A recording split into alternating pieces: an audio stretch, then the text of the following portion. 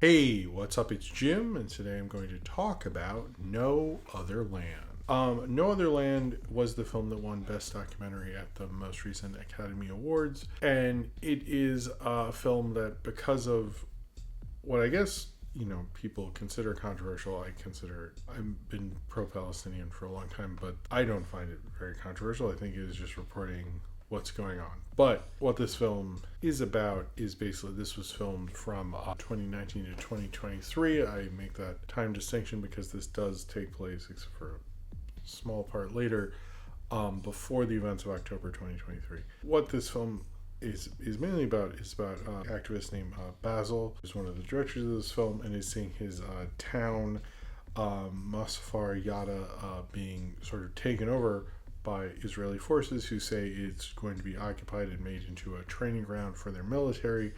They come in with bulldozers actually and destroy homes, schools. They come in and take away their cars, they take away their livestock, they destroy actually their water at one point, they take away their generators, all because under the law at least is a military training ground. And they're sort of fighting Basil and his family, who are sort of both characters and background characters in the film, fighting for the land which they live on, but they have, as he said in the film, no other land to go to. Like, this is their home, this is where they live, they don't have the resources to go anywhere else. This is where they've always been, or have been for a very long time. Seeing the destruction that their small Palestinian town is taking from the Israeli military forces. He's helped by an Israeli journalist, Yuval Abraham, who helps them make this documentary, who's trying to spread the word, who even talks about what's going on Israeli TV, all these things. And it's sort of both, it's a lot of things. This is, as much as you want to say that this film is just about what is happening in Palestine in general and what the Israeli military forces, it's also about like the cost and toll and weight of this kind of devastation, but also like the partnership between this Israeli journalist Yuval and Basil, and how they are basically like they're kind of aligned in trying to do this, but you get two kind of views of it, because Basil has been doing this kind of like his whole life. Like, one of his first memories is his father getting arrested at a protest. You see him playing with goats in his hometown. Video of them being like inspired to fight, and it doesn't feel as inspiring when he's been doing this whole life and he doesn't see results. In fact, it's getting worse. Whereas Yuval is like, he's new to this. He's like, oh, we need to get more views on this Instagram post. We get the word out. And it just like kind of shows the two sides of activism, where you've been doing it forever and you've been fighting and you're just burned out. Whereas like when you're young and you're new, you think you can, solve this with, one speech or one post or something like that. Both very dedicated. I'm not trying to act like he's a poser or something. But this film shows kind of a full range of the Israeli-Palestinian conflict, but also very, very honed in on this specific town and this specific part of that conflict. I think this is a really well-made film, regardless if you're pro-Palestinian or not, although I would argue, morally, it's pretty easy to figure out where you should align yourselves. But what is really interesting is you see Basil and you see Yuval, who there are other directors credited. I'm like not doubting what they did or anything, Rachel Cesar and Hamadan Bilal, I believe, but these two who are in the film, and you've seen them at the Oscars and you've seen them in all these, but they seem to be the main things. But I don't really understand how that crediting works. I wasn't there, so I don't know. But I think what they're showing is, first off, they're showing you what's happening to their town. That's like kind of the main big thing from this movie. But it's also like, they come during the day, they come destroy some buildings with a bulldozer, which you see them do horrifically. At one point, I think his sister is in the school, and they say, "Can we get the kids out?" And they say no, and then lock the door of the front door of the school, and they get all the kids out of the window before the bulldozer comes to destroy the building. Which is just like how it is, I guess, with this conflict, unfortunately, which is not seeing it like so much in this film can feel a little daunting, but I think it's important. But what I think it shows is like you should see his, I believe it's his sister and his grandmother, and them living in caves because they have nowhere else to fucking go. In the film, you kind of get used to his, I believe it's his sister, some little girl, blonde girl in his family. You get used to her in the background and see like how it's affecting her, how it's in her, how what's going on with her school, like how she's having to adapt, how the grandmother like hates living in the cave and stuff like that. How they're just Yuval and Basil are sitting around like debating these issues and stuff like that. I think it shows like, you know, both the banality of evil, but also full scope of fascist evil that's going on there.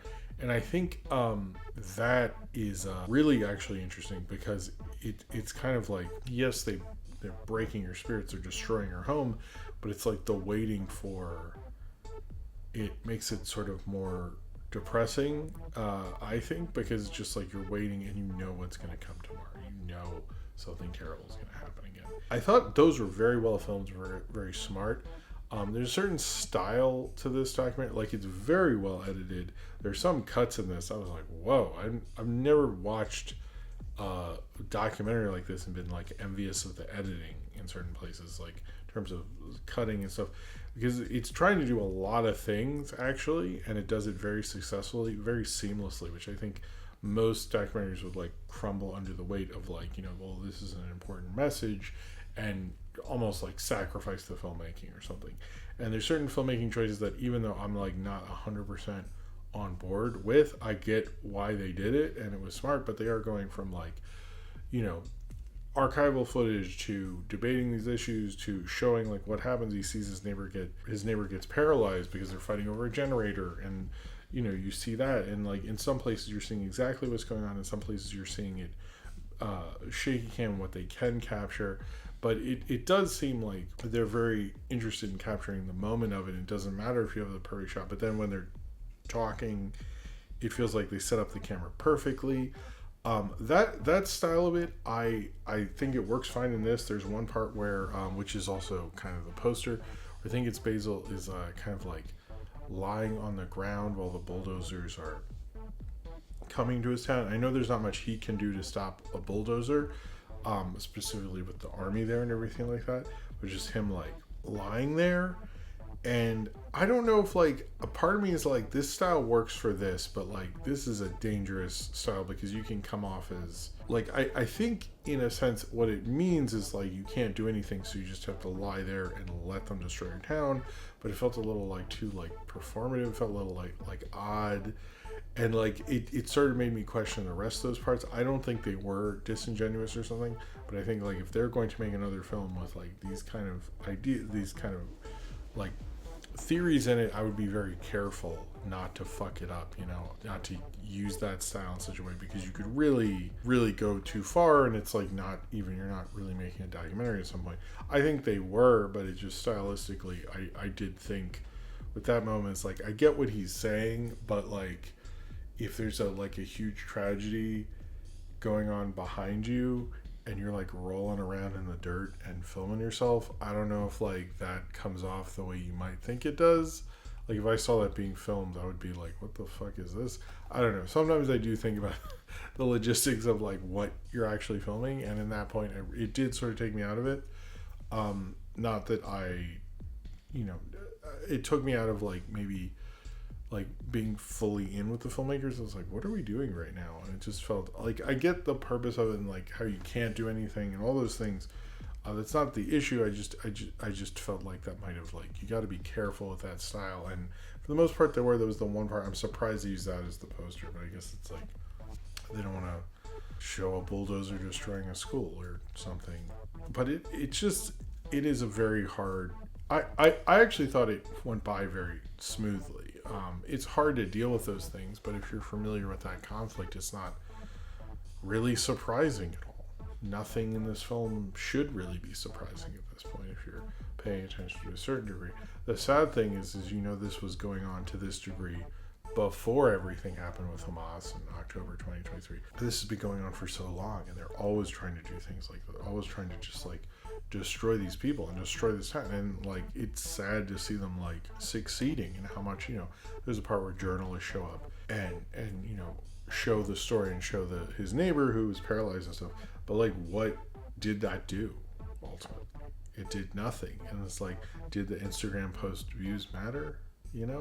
Did any of this matter? And I could see them think, or Basil, being apprehensive about this film in general, because what ultimately you're doing. But I think there is a purpose for this film. There is a purpose to fight these things, because you need to build that idea in people's minds. And showing this like has you directly deal with it in a lot of ways, because it deals with the cost of it, how you're waiting around. What's it like if they arrest your father? Like things of that nature that I think are a lot deeper than people want to engage with. It's a little easier to see the big shocking, them tearing down the school, them doing this, the kids barely getting out. But like the waiting for this happened today, what's happening tomorrow, we know they're going to come back at some point. And like it's also about like them trying to cover this story and finding the ethical way to do it and the smart way to do it and bring attention and hopefully. But it's like, it feels like their main purpose is to just break them and destroy things and like fuck with them. And like, no matter how much attention or journalists show up or anything will really change that. And it feels so hopeless in a lot of ways. And I sort of get at the point where they get like really hurt, really depressed about it in general. But like having like even using news coverage and stuff, there's like, it really works for the whole narrative of the documentary. I did feel like in some places the ending was odd, because it felt like the film was ending a lot of times. But at the same point, I think this is a very complicated conflict, and there's a lot of threads in the film, and they weren't trying to like smooth it over to have a good ending. I do think a lot of my problem with documentaries of form is I feel like a lot of times people are so obsessed with the idea, they're not concerned with making a good movie. They're just like, here's the information and you should be happy. Like basically, like a lot of people treat documentaries like, that was a good documentary because they got cool info from it, but that doesn't mean it's like a good movie necessarily. And this is not the case with this movie. I think it is a really, really good, well-made film. Probably going to go down as one of the better political documentaries of our time and more important ones. It's unfortunate this film does not have theatrical distribution. If you see it playing at a film society or something, go seek it out, because it doesn't really have distribution. I'm not sure if that money goes to filmmakers or whomever, but show people you support it. You can watch it on demand, I think on Amazon Prime as well, but don't like torrent this or anything. It's important in those filmmakers, to raise money to. I don't know what their future documentary plans are. I'm curious about that. I think they showed themselves very smart. I mean, it's like they're very much in the documentary. I've never seen a documentary where they're so a part of this, and like the armory's like taunting Basil and all this stuff.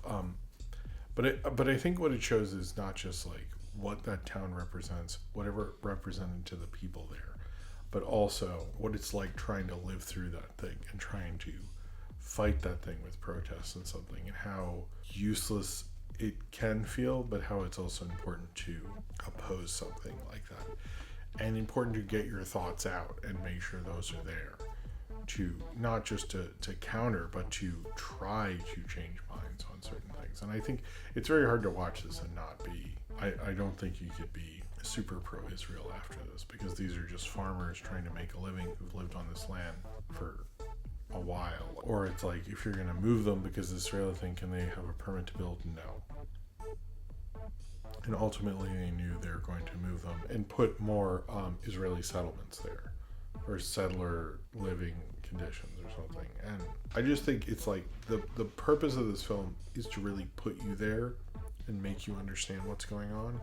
But I think it does that, but it shows it in a very human quality, because you understand what Basil's going through. You understand, like, there's a part where like his dad is like so excited in the 90s, we're going to use our superpower, we're going to fight back, we're going to do all this stuff. And then you see him now, and like, in the early 2020s, and it's hard to, knowing everything you've seen in this film, have that enthusiasm anymore. And it's just like seeing them successfully break their spirit when they're trying so hard is it's just sad. There's just like, I don't know, I think this is definitely the most depressing film, because it shows you the real evils of humanity, but there's no real justification for it. And it's like these people are just trying to exist. They're doing so, just in caves, whether they have a generator or a water source or everything. But I think it's a smartly made film. They're smart enough to understand not just showing the information. It has more of a purpose than that. It's trying to capture a moment, but also say something about these two people who, an Israeli guy like Yuval, I think most people feel shouldn't be pro-Palestinian, showing him kind of being an outsider understanding this, and Basil like opposing this but like protesting, getting somewhere, and just seeing, but I did like seeing the people from the village in the background, seeing it, how it affected them. I think humanizes so much of this conflict that I think oftentimes we're not doing. This was a really powerful documentary. I know everyone's saying it's a powerful documentary, an important documentary. That is true. It is important. It is important to get this part of Palestine and understand it. But I think what is important about it is understand it on a level that's far more human than any news coverage I've seen. And you could say like hearing, children and people being killed, that should do it. But I think, like Roger Ebert said a long time ago, movies are sort of like an empathy machine. And it's hard to watch a movie, especially the way Hollywood has infected us all, to not have empathy for the characters. And if you have a lack of empathy for the Palestinian people, I would recommend you watch this film. But if you like documentaries and filmmaking, I'd recommend you watch this film, because there are a lot of threads in this. There's a lot to do, but it shows you like what is the real cost when we hear of a political action or a tragedy or a genocide and anything like that. Is like you can hear numbers, but to see it and see how it's how it's changed over the years and gotten worse and worse, I think says a lot more. This is a very powerful movie. It shows you the power of film as a medium and documentary. And there's so many documentaries that have gotten soft and are just like there to be in the background. This is not that movie, and it doesn't want to be. It really believes in the form. It really works with all the various different kind of ways it's shot. And this is a supremely well-directed film. It's a very smart movie. And I think there's very hard to watch this film and not feel for these people and understand the terrible atrocities and genocide that is against these people just for living in their homes and existing. And that there's really no other place for them to go except go off and abandon the land that they've loved so much. It's leaving, you understand how it's leaving their culture, leaving their the things that they built, that their parents built, that they watched them be the first ones in. They felt it was going to be change to a certain degree in that town, and it wasn't, because it was all destroyed by a bulldozer for a very hateful fascist regime that refuses to stop getting its way, even if it's destroying a culture in the process. So if you have seen No Other Land and you would like to talk about it, then comment below in the comments and subscribe if